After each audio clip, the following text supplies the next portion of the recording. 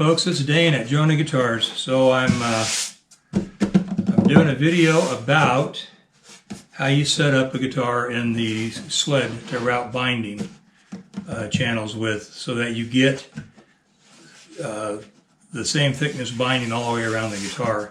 And I explain it in the video when I'm doing it, why I do it the way I'm doing it.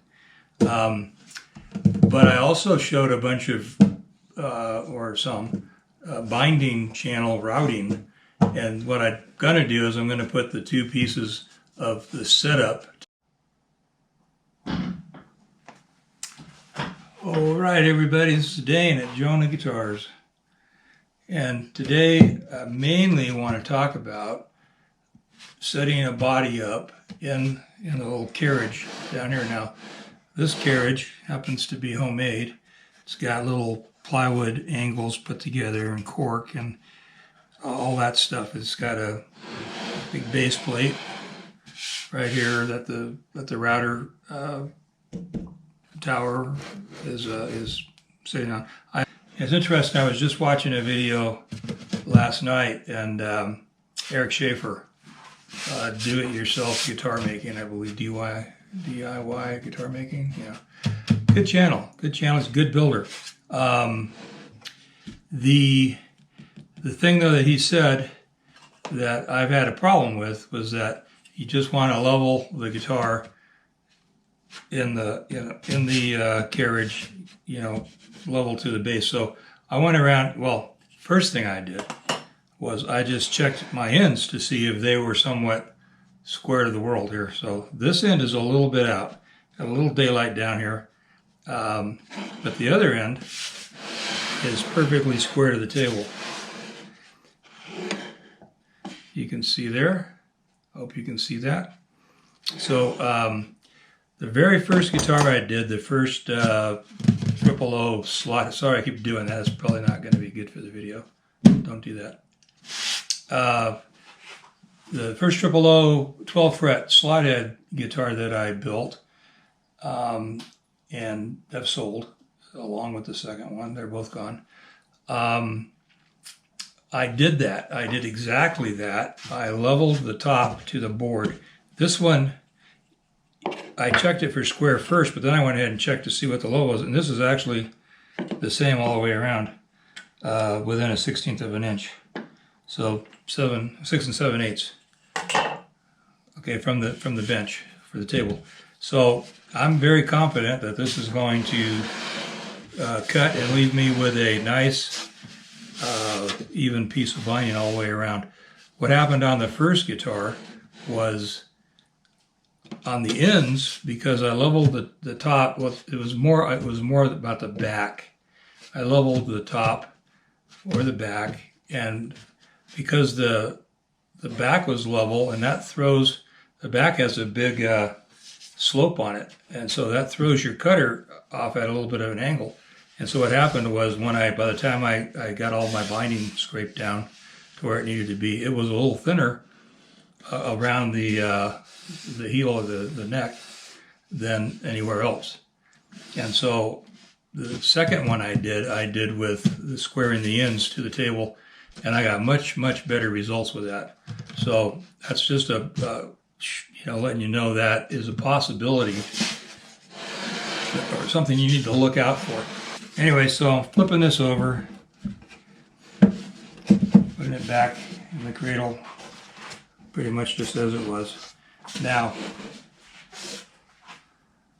let's look at, is the camera set up right? You see how we have a big gap here at the bottom. Not sure if you can see that. Let me look at my monitor and see. Yeah, it's pretty obvious. And then the other side, I'll squeeze the other side. So the other side is basically the opposite. So what I'm going to do, instead of leveling this, and let's look at what it says for level. I've got 6 3/4 on this end, and and I've got 6 3/4 on this end. See, the thickness of the guitar didn't change flipping it over, but the angle on these ends did. So what I need to do is drop the butt. Well, actually it says that I need to drop this end. Yeah, that makes sense. So I'll drop this in.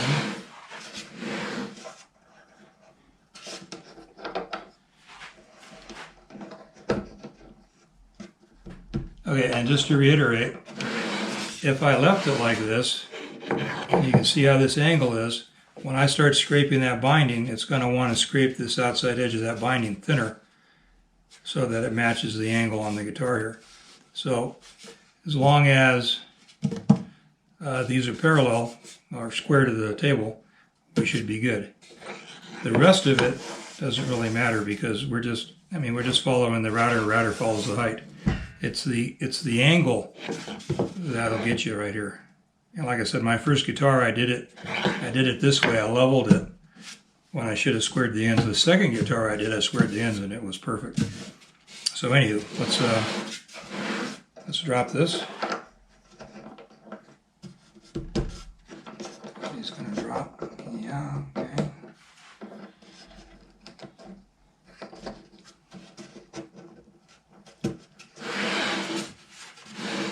I don't know how far I have to drop it to get it to be somewhat square. Pretty far.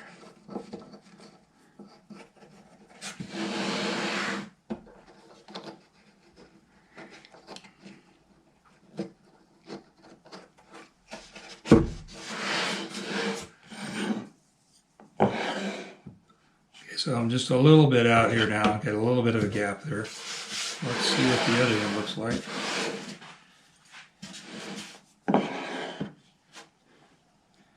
The other end is pretty square. And I think I'm going to split the difference. I'm going to drop this neck end down a bit more. If there's more to drop, yeah, okay, and it looks like there's a little bit more.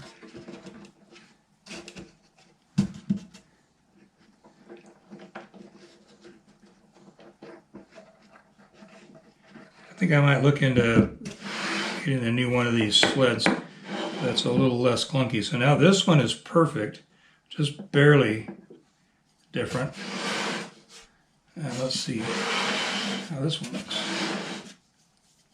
And now that one's open a little bit more than I'd like, so I'm going to go ahead and raise that one up just a fuzz, split the difference between them, and call it good.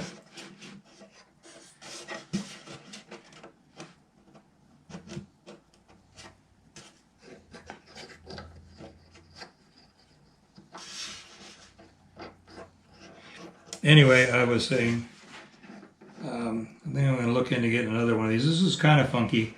It was homemade. This was part of the stuff I got from the guy that I bought a bunch of acoustic guitar stuff from. Building tools and whatnot. This whole thing here was from him. That along with the side bender. Okay, so I think this is going to be as close as I can get it, splitting the difference.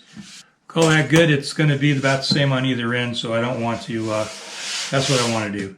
So that's how I would do it. That's how, well, not how I would do it, that's how I'm going to do it. And you can see in the camera here, maybe, that this has got a pretty good slope on it. So it's what you're seeing is the difference between the thickness of the guitar. So 3 1/4 on this end, and 4 1/4 on this end. So we've got an inch difference going here. And if you go all the way back here, it would definitely be that. But you got, you also have the bow in the back, the 15-foot radius. So I'm done. I'm not going to try to cut this tonight.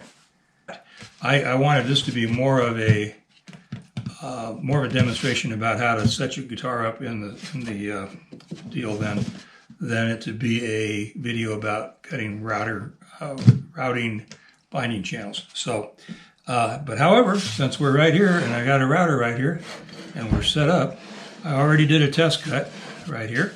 I think you can probably see that. And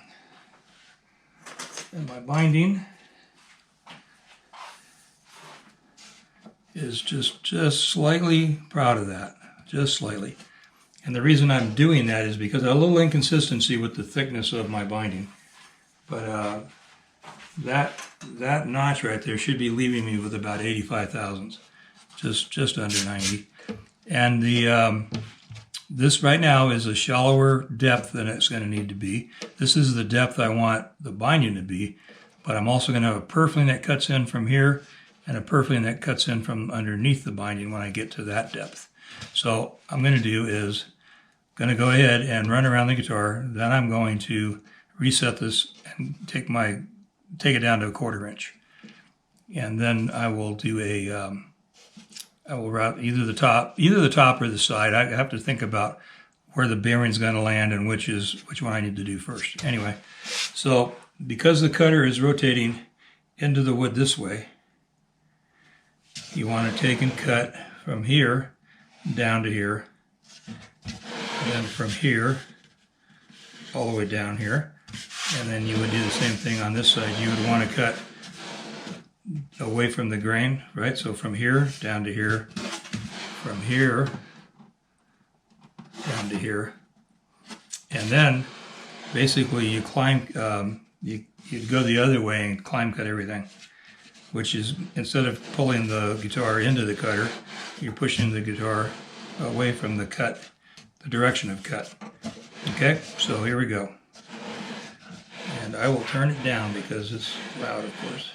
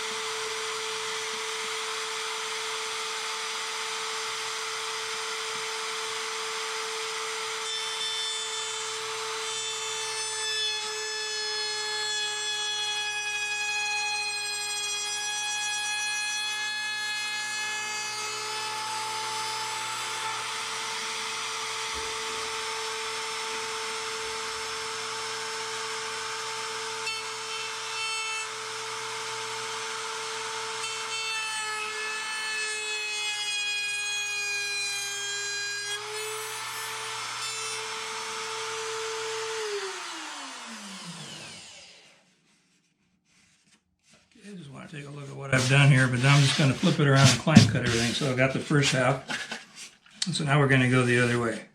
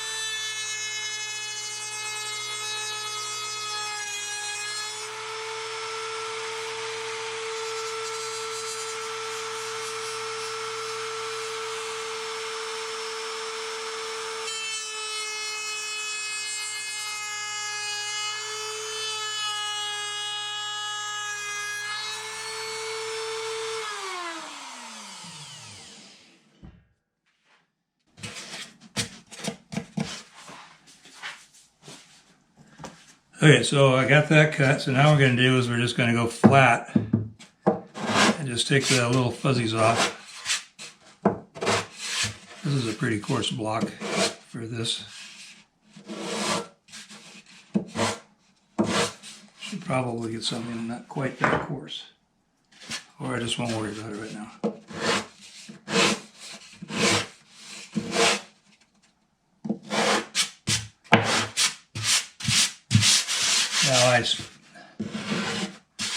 I am also going to be coming in here with a purfling, so I could really just knock the corner off and it won't hurt anything. It's not my final cut.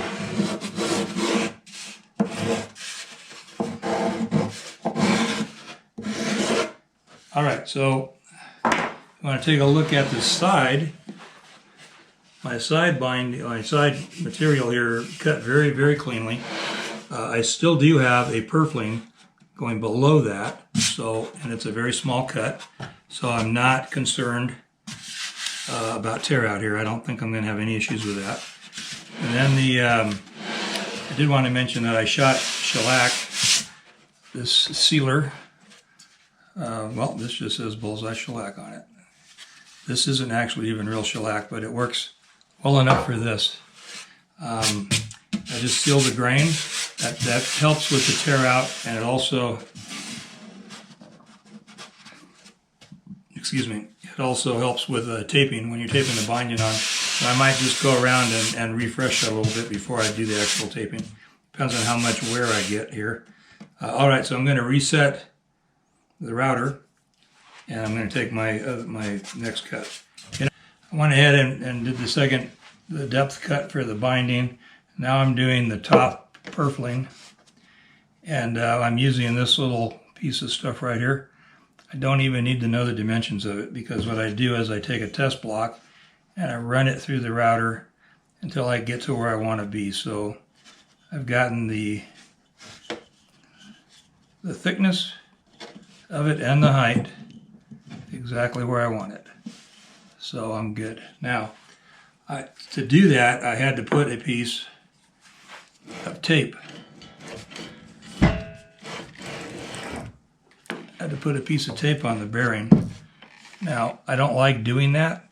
I don't like running bearings against tape, in a pattern. But the bearing only spins fast while it's freewheeling. As soon as it touches the guitar, it just stops spinning. And so it's just rolling with the guitar as you roll around. Anyway, the cutter is still going, crazy. But you don't really have to worry about that coming off of there. I've seen other people do it, and I always thought it was kind of sketchy. But I just didn't have the right size bearing to get the exact fit I needed. Now, setting these things up does take some trial and error. You have to adjust the router, to get the depth just right, and then the bearing you have to adjust in or out in order to get that depth correct, right? So you've got up and down depth, and you've got in depth. Now I'm going to go ahead and route a section right around here. That will tell me, I'll test it on the guitar just to make sure everything's as I want it before I go around the entire guitar. So here we go.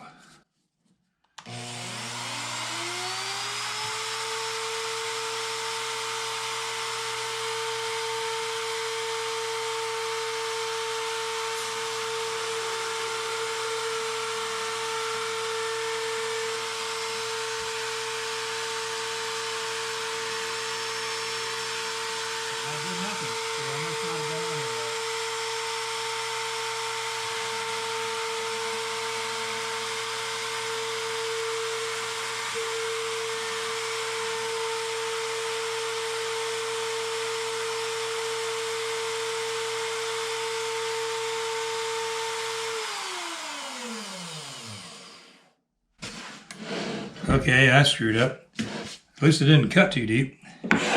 The bearing's still riding off of the outside of the guitar here, and I was testing it as if it were riding right there, and that's how I got that cut. So I know the depth is okay, but now I have to screw around with that depth of cut again with the bearing. So I'll bring you back in. All right, well, that took a bit of fiddle farting. I think, yeah, I have tape on the bearing again. So I didn't have the exact size bearing. I was off by about 5 thousandths. So anyway, I'm just going to climb cut this whole thing. So instead of going this way, I'll be going this way. And I did testing in the front here to make sure that everything was perfect. And it is perfect. The depth is, I mean, just so perfect. It's incredible. And then I should say the height, and then the depth in is yeah, maybe a thousandths or something sticking out there. So that's just dandy.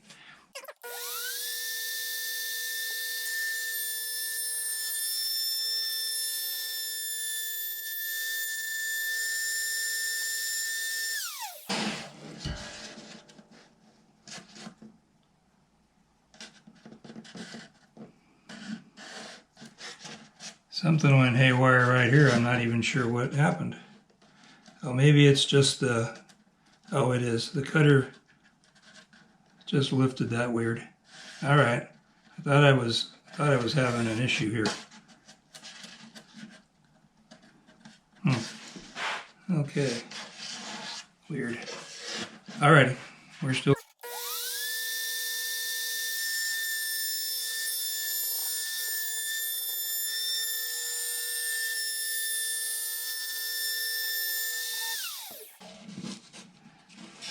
Okay, I gotta tell you, that's not where you want to have an issue in your final cut on the face of your guitar.